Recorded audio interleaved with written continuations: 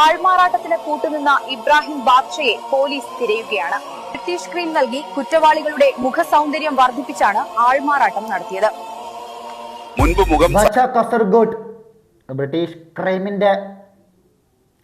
ക്രീമിന്റെ brand ambassador.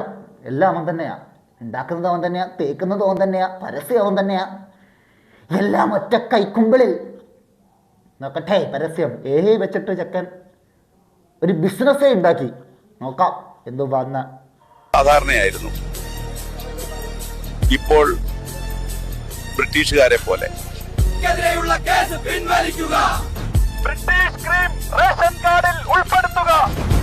British cream ration കാർഡിൽ ഉൾപ്പെടുത്തിയിട്ടുണ്ടല്ലോ. ഇവന് 3 നേരം കുഴച്ചു കൊടു, അവന്റെ പറയൊക്കെ ഒന്ന് വെളുക്കട്ടെ. ഇനിയും ബ്രിട്ടീഷ് ക്രീം കാരണം ഒരുപാട് പേരുടെ മുഖച്ഛായ മാറാൻ സാധ്യതയുണ്ട്. എന്തൊക്കെ പറഞ്ഞാലും നമ്മളെ പോലെ മരുഭൂമിയിൽ പണിയെടുക്കുന്നവർക്ക് ബ്രിട്ടീഷ് ക്രീം കാരണം നിന്റെ മുഖച്ഛായ നീ മാറാണ്ട് നോക്കിക്കോ.